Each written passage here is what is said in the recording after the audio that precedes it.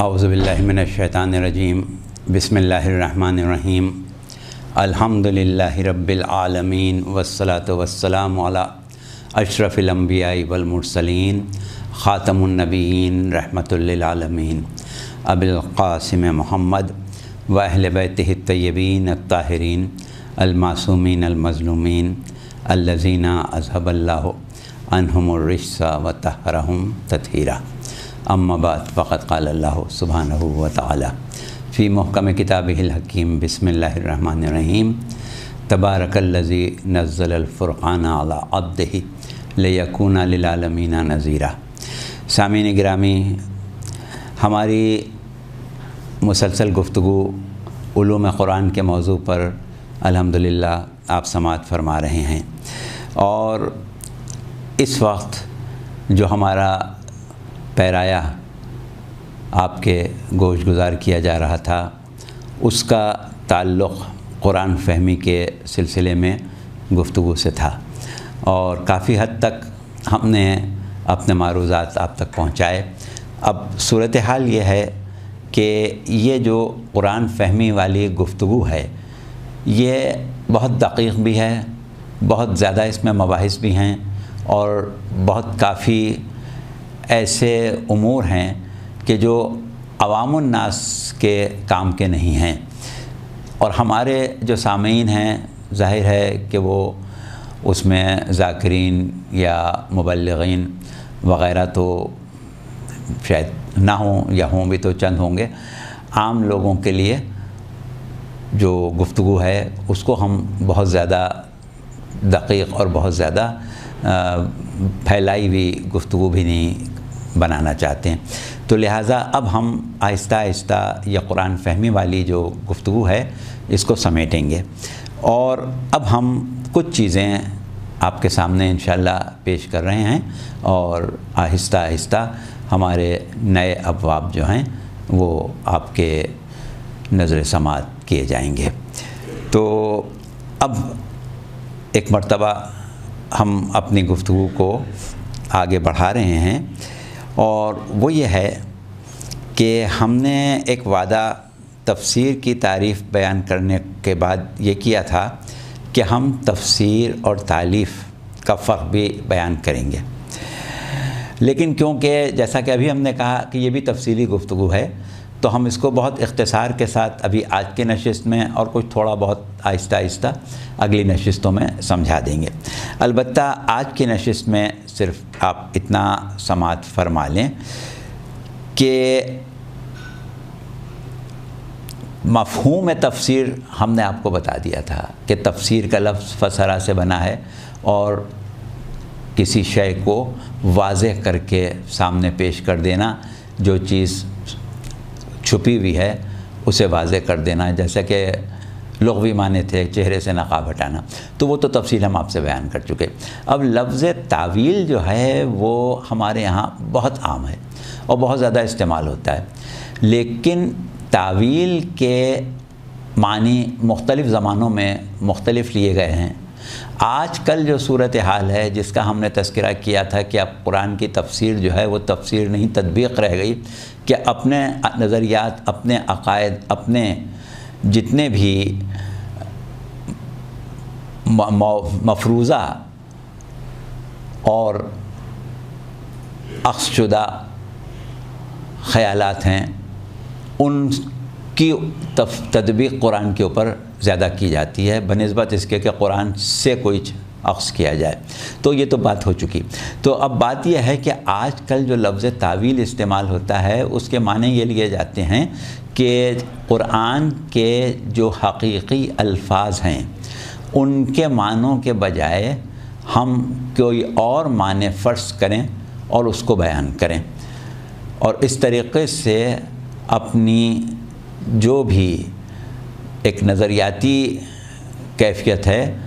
اس کو قرآن سے ثابت کر دیں، اور اسی کو عموماً تعویل کہا جاتا ہے۔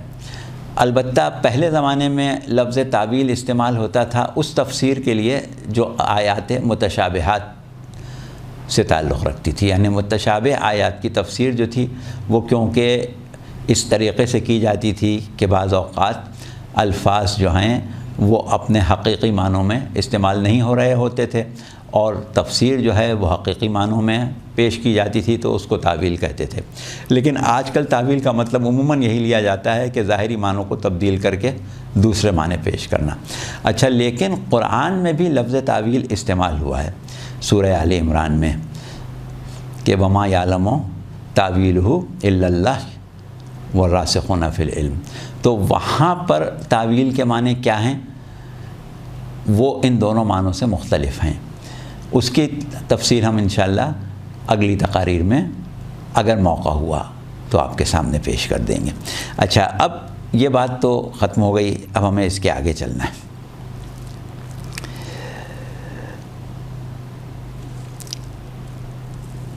ماہرین نے تعویل کی مختلف تعریفیں کی ہیں جن کو ہم سب کو نظر انداز کر رہے ہیں، اور جو تعریف ہم نے آپ کے سامنے پیش کر دی اسی کے اوپر اکتفا کر رہے ہیں۔ اب ہم نے قرآن فہمی کے سلسلے میں جو گفتگو کی تھی اس میں شیعہ نقطۂ نظر پر بات کر لی تھی۔ آج تھوڑی سی عمومی بحث کو ہم اور گوشت گزار کر دیں، پھر یہ نتیجہ نکالیں گے کہ آج کے عہد میں ہم قرآن سے اعتقادی اور عملی استفادہ کیسے کریں۔ دیکھیے، یہ اب ہمارا ایک سب سے اہم سوال آ جاتا ہے کہ ہم ایک طرف یہ کہتے ہیں کہ صاحب جو تفاسیر لکھی گئیں ان میں احادیث کو سامنے رکھ کے صرف محدود تفسیر کر دی گئی، یا پھر شان نزول کو سامنے رکھ کے کوئی بات بیان کر دی گئی، اور نظریہ یہ پیش کیا گیا کہ قرآن جو ہے اس کو ہر کس و ناقص نہیں سمجھ سکتا، صرف معصومین علیہم السلام نے جتنا سمجھا دیا ہے اسی پر ہمیں اکتفا کرنا ہے۔ اچھا، دوسری طرف شیعوں میں بھی ایسے لوگ پیدا ہوئے کہ جنہوں نے اس بات پر زور دیا کہ صاحب قرآن میں تفکر کیا اور تعقل کا بہت زیادہ ذکر ہے، اور انسان کو دعوت دی گئی ہے کہ تم غور کرو، فکر کرو، تو یہ کیسے ہو سکتا ہے کہ ہم اس کے اوپر گفتگو ہی نہ کریں، ہم غور ہی نہ کریں، ہم سمجھیں ہی نہیں۔ تو اس بنیاد کے اوپر آج بھی لوگ پریشان ہوتے ہیں کہ کیا کیا جائے، قرآن کو ہم سمجھنے کی کوشش کریں یا نہ کریں۔ تو اس میں پورے مکاتب فکر عالم اسلام کے مختلف مسائل میں الجھ گئے، اور باقاعدہ فرقے بن گئے، اہل قرآن کا فرقہ بن گیا اور اہل حدیث کا فرقہ بن گیا، اور اسی طریقے سے پرویزی بن گئے، یہ بن گئے، وہ بن گئے، عام مسلمانوں میں ہمارے ہاں اخباری بن گئے۔ تو وہ نتیجہ یہ ہوا کہ انہوں نے کہا کہ بس صرف ہم خبر پر یعنی حدیث کے اوپر بھروسہ کریں گے، خود اس کے آگے قرآن سے کچھ نہیں لیں گے۔ تو اب ہمارے جو جید علماء ہیں انہوں نے اس سلسلے میں جو عام لوگوں کے اعتراضات تھے، یعنی ایک طبقہ وہ جو یہ کہتا ہے کہ صاحب قرآن تو بہت آسان ہے، جس کا دل چاہے پڑھ لے سمجھ لے، اس میں کچھ ایسی بات ہی نہیں ہے جو سمجھ میں نہ آئے۔ ایک طبقہ وہ کہتا ہے کہ نہیں، قرآن کوئی سمجھ ہی نہیں سکتا۔ تو ظاہر ہے کہ اس کے درمیان میں کوئی راہ نکالنا ضروری ہے۔ یہ بھی افراط ہے اور وہ بھی افراط ہے، یا یہ کہیں یہ افراط و تفریط والی باتیں ہیں۔ تو اب ایسی صورت میں ہمارے پاس کچھ ایسے اصول ہونا چاہیے، کچھ ایسی باتیں ہونا چاہیے کہ جو فی زمانہ عملی طور پر ہم دیکھیں کہ بھئی ہم قرآن کو سمجھیں، پڑھیں، یا خالی ثواب کے لیے پڑھیں، سمجھنے کے لیے پڑھیں یا خالی ثواب کے لیے پڑھیں۔ اور اگر سمجھنے کے لیے پڑھتے ہیں اور ہم خود کچھ نتائج نکالتے ہیں یا دیگر لوگوں کو کوئی نتائج نکال کے پیش کرتے ہیں، تو اس کی حدود کیا ہیں، کہاں تک ہم غور و فکر کر سکتے ہیں، کہاں تک ہم اپنی عقل سے سمجھ کے نتائج نکال سکتے ہیں، اور کہاں سے ہمیں اجازت نہیں ہے۔ تو آج کی نشست میں ہمیں خاص طور سے یہی چیز بیان کرنا ہے۔ تو اس میں ہم مختلف پیرائے آپ کے سامنے رکھیں گے۔ اب ایک چیز اور ہے جو ہمارے ہاں عام لوگوں کو ایک اصطلاح یاد ہے، جسے کہتے ہیں تفسیر بالرائے۔ تو تفسیر بالرائے کا کیا مطلب ہے؟ یعنی عام طور پر یہ کہا جاتا ہے کہ بھائی یہ تو آپ اپنی مرضی سے قرآن کے معنی نکال رہے ہیں، یہ نکالنے کی آپ کو اجازت نہیں ہے۔ تو اب ہم احادیث اور روایات پر جب نظر کرتے ہیں تو یہ بات اپنی جگہ ہے کہ ہمیں ایسی احادیث ملتی ہیں کہ جن میں یہ کہا جا رہا ہوتا ہے کہ تفسیر بالرائے کرنے والے کا ٹھکانہ جہنم ہے۔ یہ بھی کہا جا رہا ہوتا ہے کہ جس نے اپنی مرضی سے تفسیر کی اس نے اگر صحیح بھی کہا تو عمل اس کا غلط ہے۔ اچھا، دوسری طرف تم قرآن پر غور کیوں نہیں کرتے؟ تم تدبر کیوں نہیں کرتے؟ تم عقل سے کام کیوں نہیں لیتے؟ کیا تمہاری عقلوں میں قفل لگے ہوئے ہیں؟ تو اب یہ دو چیزیں جو ہیں ان کو جمع کر کے اور ایک ایسا نتیجہ نکالنا کہ جو عملی ہو، اور انسان قرآن پڑھے اپنے علم کی بنیاد پر، اپنی عقل کی بنیاد پر، اپنے مشاہدات، اپنے تجربات، اپنے احساسات اور اپنی جو اس کی ایک قوت تفکر ہے اس کی بنیاد پر قرآن سے نتائج نکالنا چاہے، سمجھنا چاہے تو اس کو کہاں تک جانے کی اجازت ہے۔ تو یہ چیز جو ہے اس کے اوپر اب ہم آپ سے ایک گفتگو کرتے ہیں۔ وہ بات جو کہی جاتی ہے کہ صاحب قرآن تو عوام الناس کی ہدایت کے لیے آیا ہے، لہٰذا یہ ہو ہی نہیں سکتا کہ لوگوں کی سمجھ میں نہ آئے۔ جب عوام الناس کی ہدایت کے لیے آیا ہے تو اس کو ایسا ہونا چاہیے کہ لوگوں کی سمجھ میں آئے۔ دوسری چیز جو ہے وہ یہ کہا جا رہا ہے کہ قرآن جو ہے وہ ایک ایسی چیز ہے کہ جس میں ظاہر کے ساتھ بطون ہیں، جس میں ایک ایک ظاہر کے 70 باطن ہیں۔ قرآن ایک ایسی چیز ہے کہ جس میں اسرار و رموز ہیں، قرآن میں حروف مقطعات ہیں، قرآن میں متشابہ آیتیں ہیں، قرآن میں ناسخ و منسوخ ہیں، خاص و عام ہیں، مجمل و مبین ہیں۔ تو جب تک کہ ان تمام چیزوں کو آدمی نہ سمجھے، ان چیزوں کا علم حاصل نہ کرے، وہ اپنی عقل سے نتیجہ کیسے نکال سکتا ہے؟ تو یہ بات اپنی جگہ بے شک ایک وزن رکھتی ہے کہ ہم یہ کہیں کہ آدمی چاہے زبان کے سے کما حق ہو، واقف ہو چاہے نہ ہو، چاہے وہ جاہل ہو، چاہے وہ بے وقوف ہو، چاہے وہ احمق ہو، چاہے وہ کن ذہن ہو، وہ قرآن پڑھ لے گا، سمجھ لے گا۔ تو یہ بات تو بالکل قابل قبول نہیں۔ اچھا، لیکن اب جب یہاں پہ بات آتی ہے کہ صاحب قرآن فہمی کے لیے انسان کے اندر اپنی ذاتی صلاحیت اور علم کی ضرورت ہے، تو پھر وہ کتنی صلاحیت، کتنا علم ہونا چاہیے؟ اس کے لیے ہم تھوڑا سا آپ کا وقت لیں گے اور قرآن کی آیات کی جو مختلف اقسام ہیں ان کے اوپر بھی تھوڑی تھوڑی بات کریں گے۔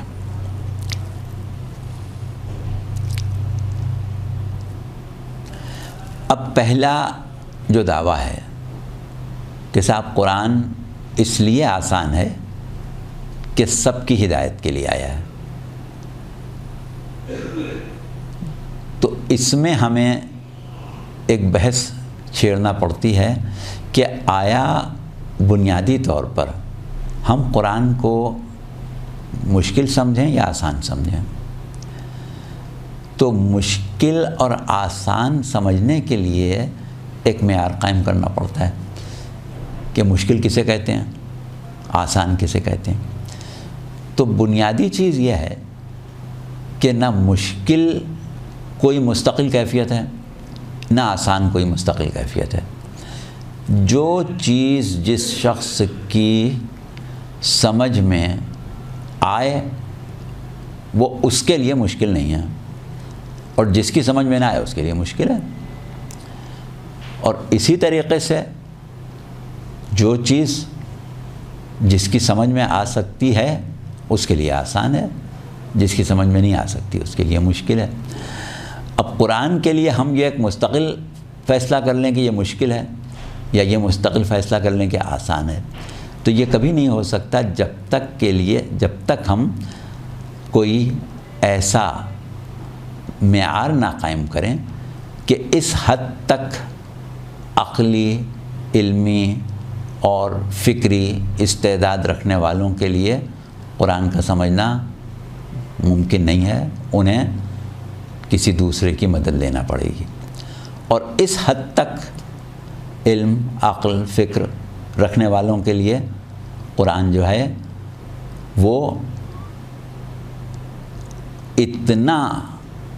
ایک حد تک قابل فہم ہے، اور ایک حد کے بعد انہیں وارثان قرآن، صاحبان علم قرآن یا معلمین قرآن کی مدد لینا پڑے گی۔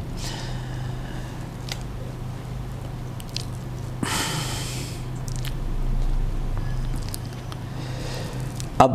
اس سلسلے میں تھوڑی سی ہم بحث جو ہے وہ آگے بڑھا رہے ہیں۔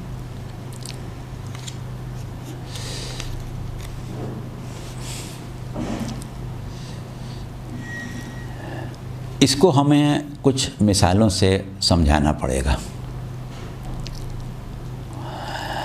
ہمارے سامنے قرآن کو آسان کہنے والے ہیں، جو یہ کہہ رہے ہیں کہ اس میں عوام الناس کی اصلاح اور ہدایت ہے، لہذا عوام الناس کی اگر سمجھ ہی میں نہ آئے تو پھر قرآن کے نزول کا فائدہ کیا ہوا۔ ان کو یہ سمجھانا پڑے گا کہ زبان کو سمجھنے کے لیے سب سے پہلے تو زبان دانی ضروری ہوتی ہے، اس کے بعد ہر موضوع کی، ہر علم کی کتاب کو سمجھنے کے لیے اس علم کی اصطلاحات اور اس علم کی ایک حد تک قابلیت ضروری ہوتی ہے۔ قرآن میں ہر قسم کے علوم موجود ہیں، قرآن میں ہر قسم کی تعلیمات موجود ہیں، تو اب ایسی صورت میں ایک شخص کہ جو مثلاً حیت سے واقف نہیں ہے، اب وہ آیات کہ جس میں علم حیت کا ذکر ہے، ظاہر ہے کہ اس کے لیے مشکل ہو جائے گی۔ اسی طرح سے ہم اس بات کو آگے بڑھاتے جا سکتے ہیں۔ تو اب ان کے لیے ہمارا جواب یہ ہے کہ اگر ہم یہ بات مان لیں کہ قرآن میں نہ کوئی گہرائی ہے، نہ کوئی گہرائی ہے، نہ کوئی دقیق گفتگو ہے، نہ کسی قسم کی کوئی ایسی وسیع اور فصیح گفتگو کی گئی ہے کہ جس کو سمجھنے کے لیے ویسی عقل اور ویسا ہی فہم و فراست چاہیے، تو پھر قرآن کیا ہوا ہے؟ بالکل ایک سطحی چیز ہو گئی۔ اور اتنی سطحی چیز اگر رہتی دنیا تک انسان کی ترقی اور اس کی تمام تر علمی کاوشوں کے باوجود قرآن اس کے اوپر حاوی رہے تو وہ اتنی سطحی کتاب تو نہیں ہو سکتی۔ دوسری چیز ایک یہ ہے کہ اگر ہم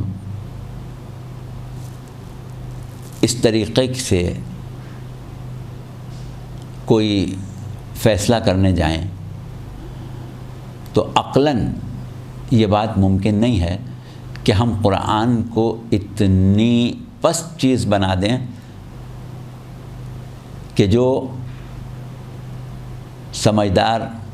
صاحبان علم کے لیے اس میں کوئی استفادے کا پہلو ہی نہ ہو، اور اگر اس میں استفادے کے پہلو ہیں تو پھر ناسمجھ کم عقل لوگوں کے لیے یقیناً وہ مشکل ہو جائے گا۔ تو بہرحال اس بحث کو بڑھا نہیں کرنا ہے، صرف ہمیں آخری نتیجہ نکالنا ہے کہ ہم قرآن کو کیسے پڑھیں گے اور کیسے سمجھیں گے۔ اب وہ لوگ تو اس قسم کی گفتگو کرتے ہیں کہ صاحب دیکھیے پہلی صدی کے لوگ جو تھے وہ کتنے ترقی یافتہ تھے، کتنا انہوں نے پوری دنیا میں اپنی دھاک بٹھائی تھی، کس طرح پوری دنیا کو فتح کر لیا تھا، اور یہ سب کچھ اس لیے تھا کہ وہ قرآن کو پڑھتے تھے، سمجھتے تھے۔ آج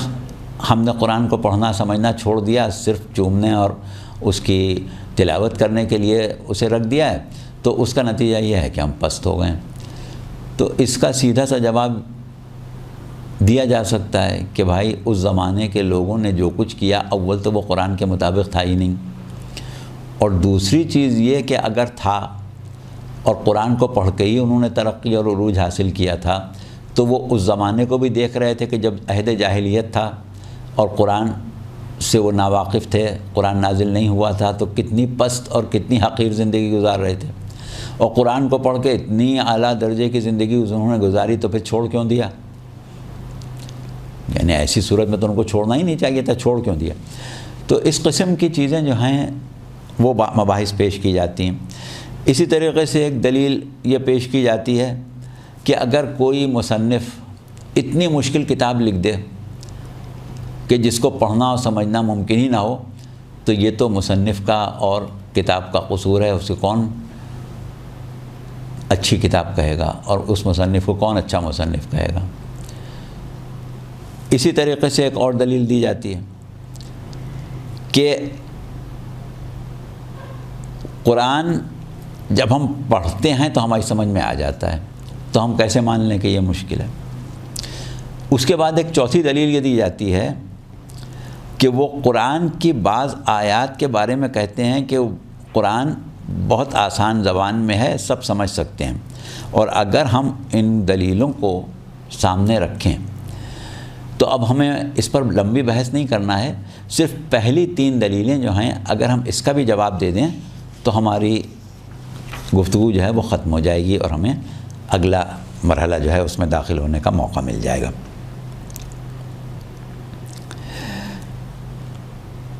کتاب کا پہلے کا تو ہم نے جواب دے دیا، پہلے زمانے کے لوگوں کے بارے میں جو بات کی جا رہی تھی۔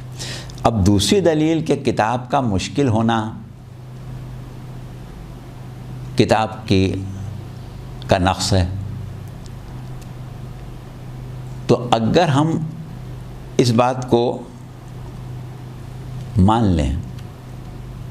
تو دنیا کی کوئی کتاب بھی ایسی نہیں ہے جس کو ہر شخص پڑھ کے سمجھ سکتا، تو کسی کتاب کو بھی ہم بے نقص نہیں کہہ سکتے۔ ہر شخص ہر کتاب پڑھ کے نہیں سمجھ سکتا، یہ طے شدہ بات ہے۔ اصل میں کتاب کا عیب جو ہوتا ہے وہ یہ ہوتا ہے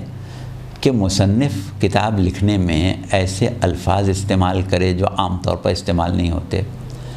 یا اپنی بات کی وضاحت میں وہ انداز اختیار کرے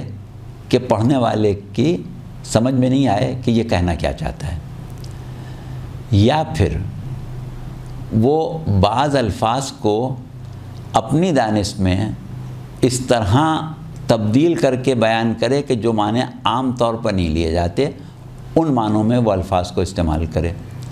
تو اس قسم کی جتنی بھی باتیں مصنف کرتا ہے یا کرے اگر، اور اس کی وجہ سے کتاب مشکل ہو جائے، تو بے شک یہ کتاب کا نقص اور مصنف کا نقص کہلائے گا۔ لیکن قرآن میں ایسا کوئی مسئلہ نہیں ہے۔ قرآن میں الفاظ صاف ہیں، قرآن میں گفتگو انہی الفاظ، انہی محاوروں اور انہی روزمرہ میں ہوئی ہے جو اس زمانے کے لوگ استعمال کرتے تھے۔ تو اس اعتبار سے یہ بات کہنا کہ اگر مشکل ہے تو قرآن کا نقص ہو جائے گا، یہ اس کے اوپر صادق نہیں آتی۔ مشکل ہونے کا مطلب صرف یہی ہوگا کہ اس کو سمجھنے والے کی کوشش کرنے والا جو ہے وہ اپنے عقلی اور علمی معیار میں اس سطح تک نہیں پہنچا ہے۔ اچھا، اب یہ چیزیں ہم جلدی جلدی ختم کر دیں کہ کلام کی خوبی اگر یہ ہے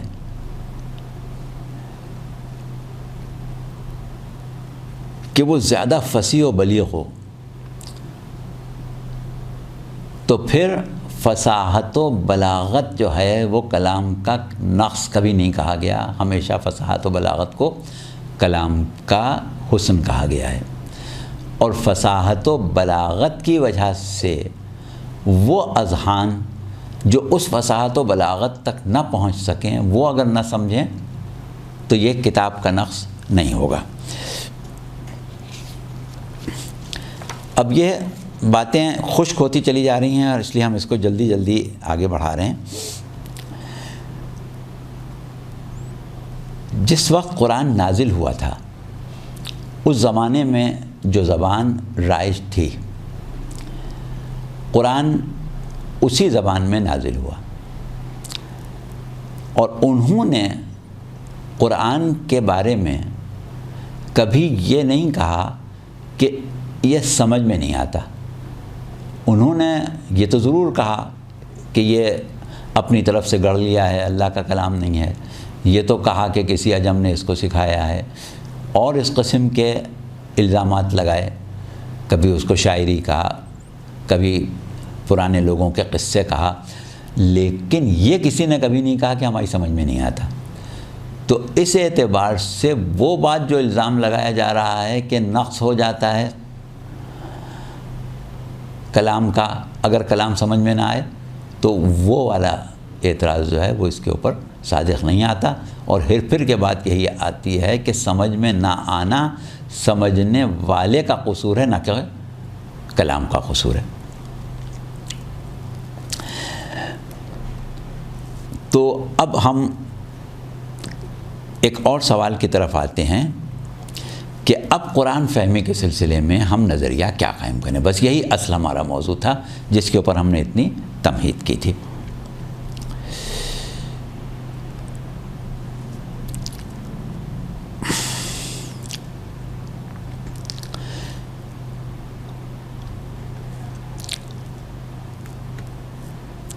حادیان برحق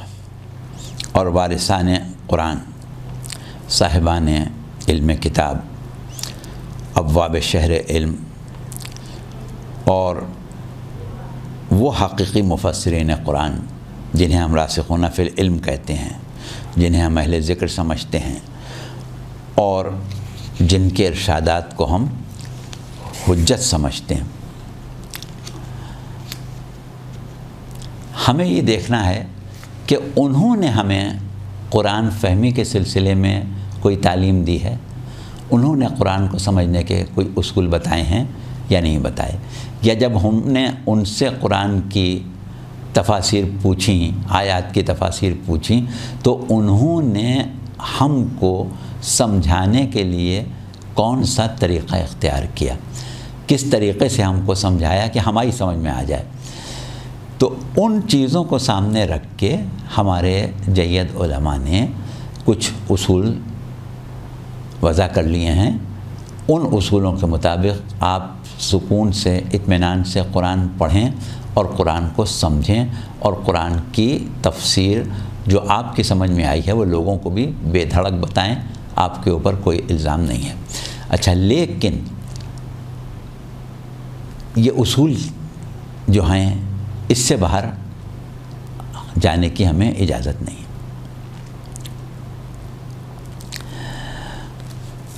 تو اب جیسے کہ ہمارے سامنے دو قسم کی احادیث آ گئیں کہ قرآن میں کبھی تفسیر بالرائے نہ کرنا، اور دوسری طرف یہ کہ قرآن میں غور و فکر کرو اور اس کو سمجھو۔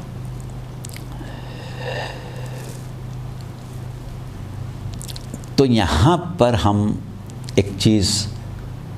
جو بہت دقیق بحث ہے اس کو بہت مختصر کر کے آپ کے سامنے رکھ رہے ہیں۔ وہ یہ ہے کہ الفاظ جو ہوتے ہیں ان میں اور ان کے معنی و مفاہیم میں ایک ربط ہونا ضروری ہوتا ہے۔ دقیق مباحث سے قطع نظر کرتے ہوئے تفسیر جو ہے وہ آیات کی تشریح اور وضاحت کے لیے ہے، اور اسی حد تک ہمیں اس کو استعمال کرنا ہے۔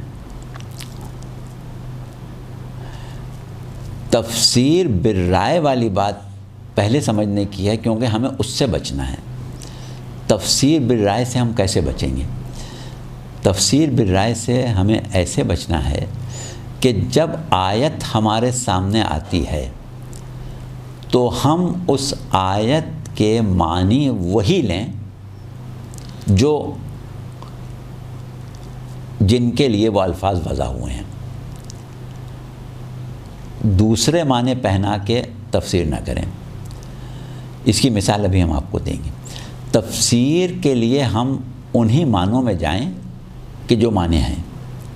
اور اس کے بعد اس کے اوپر غور و فکر کریں۔ جب ہم غور و فکر کر کے کچھ ایسے نتائج نکال لیتے ہیں جو اس سے پہلے نہیں نکالے گئے، پہلی دفعہ ہم نے وہ نتیجہ نکالا ہے، تو یہ تفسیر بالرائے نہیں کہلائے گی، یہ تدبر فی القرآن کہلائے گا۔ یہ کوئی جرم نہیں ہے کہ اگر آپ یہ کہیں کہ صاحب یہ تفسیر آپ نے کیسے کر لی ہے، تو اس سے پہلے کبھی کسی نے نہیں کی، تو پہلے کسی کی سمجھ میں نہیں آیا ہوگا، اب ہماری سمجھ میں آ گیا، تو یہ کوئی مسئلہ نہیں ہے۔ ہاں اگر ہم یہ کریں کہ معنی بدل کے، الفاظ کے جو اصل معنی ہیں ان کو بدل کے اپنی طرف سے کوئی معنی پہنائیں، یعنی الفاظ پر تصرف کریں اور پھر ایک تفسیر کریں، وہ تفسیر بالرائے ہے اور ایک عظیم گناہ ہے، اس سے ہمیں خاص طور پر روکا گیا ہے۔ اس کی مثالیں ہم آپ کے سامنے بیان کیے دیتے ہیں، اور ہمارے مختلف علماء نے مختلف مثالیں رکھی ہیں۔ کچھ مثالیں ہمیں ملتی ہیں علامہ محمد حسین طباطبائی کی، کچھ ہمارے علامہ ذیشان حیدر جوادی صاحب نے بھی قرآن کی تشریح اور وغیرہ کی ہے، اس میں بھی انہوں نے کچھ مثالیں دی ہیں، اور کچھ مثالیں علامہ نقن صاحب نے دی ہیں۔ تو ہم اس میں سے 2-1 مثالیں آپ کے سامنے رکھے دیتے ہیں، نئی مثالیں اپنی طرف سے نہیں پیش کر رہے ہیں۔ اب مثال کے طور پر ایک چیز پیش کی گئی کہ قرآن میں آیا ہے رب المشرقین و رب المغربین، یعنی اللہ 2 مشرقوں کا رب ہے اور 2 مغربوں کا رب ہے۔ اب جس زمانے میں قرآن نازل ہوا تھا، اس زمانے میں علم حیت جو ہے وہ نہ ہونے کے برابر تھا۔ بطلیموس کا نظریہ عام تھا، جس کے مطابق زمین ایک ہموار میدان کی شکل میں تھی، اور اس کے چاروں طرف کوہ قاف کی حدود تھیں، یعنی کوہ قاف کی دیواریں تھیں، اور اس کے بعد زمین کو سورج، چاند اور سیاروں کا مرکز سمجھا جاتا تھا، اور یہ کہا جاتا تھا کہ سورج، چاند، سیارے سب زمین کے گرد گھوم رہے ہیں۔ اب اس وقت 2 مشرق اور 2 مغرب کا مطلب سمجھانے کے لیے مفسرین نے یہ کہا کہ سورج مشرق سے نکلتا ہے، لیکن جاڑے میں اس کی جگہ دوسری ہوتی ہے، گرمی میں دوسری ہوتی ہے، لہٰذا رب المشرقین یعنی 2 مشرقوں کا رب کا مطلب جاڑے اور گرمی کا مشرق، اور اسی طرح غروب ہونے کے لیے تشریح کر دی، اور اس قسم کی مختلف تشریحات کی جو اس وقت کی تفسیر کی کتابوں میں آپ کو مل جائیں گی۔ اچھا، لیکن جب دنیا اتنا آگے بڑھ گئی کہ اسے یہ پتہ چل گیا کہ زمین جو ہے وہ مرکز نہیں ہے، بلکہ سورج جو ہے وہ نظام شمسی کا اصل مرکز ہے،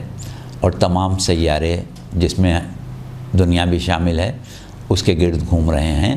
تو سورج کا طلوع ہونا اور غروب ہونا جو ہے وہ دراصل سورج کا زمین کے گرد گھومنا نہیں ہے، بلکہ زمین کی محوری گردش کی وجہ سے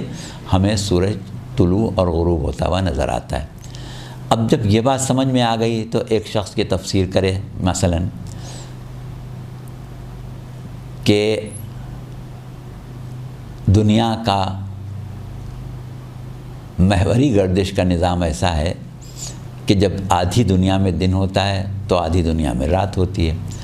تو جس وقت آدھی دنیا میں سورج طلوع ہوتا ہے اس وقت آدھی دنیا میں سورج غروب ہو رہا ہوتا ہے، اور جس وقت آدھی دنیا میں سورج غروب ہو رہا ہوتا ہے اس وقت آدھی دنیا میں سورج ڈوب رہا ہوتا ہے۔ تو اس طریقے سے مشرق اور مغرب ایک نہیں رہا، 2 ہو گئے۔ اب یہ تفسیر اگر اس سے پہلے کسی نے نہیں کی ہو تو یہ تفسیر بالرائے نہیں کہلائے گی۔ کیوں نہیں کہلائے گی؟ اس لیے کہ ہم نے لفظ مشرق اور لفظ مغرب کے معنی نہ بدلے، نہ رب کے معنی بدلے۔ رب کے معنی بھی وہی رکھے، مشرقین کے معنی بھی وہی لیے، مغربین کے معنی بھی وہی لیے۔ اب اس کے بعد ہم نے اس کے اوپر خیال آرائی کی، تو یہ تفسیر بالرائے نہیں ہوئی۔ اسی طرح سے آگے چل کے جہاں کہا گیا کہ مشارق و مغارب، بہت سی مشرقیں بہت سے مغرب۔ پہلے زمانے کے لوگ یہ بات نہیں سمجھ پاتے تھے کہ بھئی بہت سی مشرقیں بہت سے مغرب کیسے ہو گئے۔ اب آج اگر ہم یہ تفسیر کریں کہ ہمارے نظام شمسی میں دنیا کے علاوہ بہت سے سیارے ہیں، اس کے علاوہ کہکشاں میں اربوں کھربوں نظام ہائے شمسی ہیں، ہر نظام ہائے شمسی میں سیارے ہیں، اور ہر نظام شمسی کے سیارے جو ہیں وہ اپنے نظام کے سورج سے نور لیتے ہیں، اور اس کے گرد جب گھومتے ہیں تو اس میں بھی طلوع و غروب کی صورتیں ہوتی ہیں۔ اسی طرح زمین کے اوپر صرف سورج طلوع اور غروب نہیں ہوتا، خدا جانے کتنے سیارے ہیں جو زمین پر طلوع بھی ہوتے ہیں اور غروب بھی ہوتے ہیں۔ تو ہر ایک کا مشرق الگ ہے، ہر ایک کا مغرب الگ ہے۔ اب ہم نے اس کی اس طریقے سے تشریح کی جو پہلے کسی نے نہیں کی تھی، اور اسی طریقے سے اور علوم ہمارے سامنے آ گئے، اس میں ہم نے کچھ اور تشریح کر دی اور کچھ تفسیر بیان کر دی۔ تو یہ تفسیر بالرائے نہیں ہے، اور اس کا ہم کو مکمل طور سے اختیار ہے۔ اس کو تدبر فی القرآن کہتے ہیں، اور اس کے لیے ہی ہمیں قرآن پڑھنا ہے، قرآن کو سمجھنا ہے، قرآن پر عمل کرنا ہے۔ تو وہ یہ چیزیں ہیں۔ اچھا، اب اس کے بعد جو چیزیں اور آتی ہیں ان کے اوپر ہم ابھی گفتگو کریں گے، لیکن کیونکہ اب ہماری پہلی نشست کا وقت تقریباً اختتام کے اوپر پہنچ گیا ہے، اس لیے ہم آج یہاں پر بات کو ختم کر رہے ہیں۔ خلاصہ یہ ہے کہ قرآن کو نہ بالکل چیستہ سمجھا جا سکتا ہے، اور نہ قرآن کو ناقابل فہم سمجھا جا سکتا ہے عام آدمیوں کے لیے۔ ہمارے ائمہ نے تفسیر کے طریقے بتا دیے ہیں، جس کی دقیق بحثوں میں ہم نہیں گئے، صرف نتیجہ نکال کے ہم نے آپ کے سامنے رکھ دیا کہ آپ قرآن پر فکر کریں اور اپنے علوم کے مطابق نتائج نکال سکتے ہیں، شرط یہ ہے کہ معنوں کو تبدیل نہ کریں۔ اب یہاں پر کچھ مثالیں اور ہیں کہ جس میں معنوں کو تبدیل کر کے تفسیر بیان کی گئی ہے، اس کو ہم انشاءاللہ اگلی نشست میں شروع کریں گے، اور اس کے بعد جو ہماری گفتگو ہوگی اس میں ہم ان مباحث کے اوپر آ جائیں گے کہ جہاں پر یہ کہا جاتا ہے کہ ٹھیک ہے احکام کی آیتیں سمجھ میں آ جاتی ہیں، اور علوم و فنون کی آیتیں سمجھ میں آ جاتی ہیں، لیکن جب حروف مقطعات آ جائیں، جب متشابہات آ جائیں، تو وہاں پر ہم کیا کریں؟ اس کا جواب ہم انشاءاللہ اگلی تقریر میں بہت اختصار کے ساتھ اپنے وقت کے اندر اندر دے دیں گے، اور اس کے بعد پھر ہم انشاءاللہ کچھ اور ابواب آپ کے سامنے پیش کریں گے، اور وہ ابواب جو ہیں وہ بہت ہی دلچسپ ابواب ہیں، اور اتنی خشکی جو آپ کو ان میں محسوس ہو رہی ہے وہ انشاءاللہ اس میں محسوس نہیں ہوگی۔ وآخر دعوانا ان الحمدللہ رب العالمین۔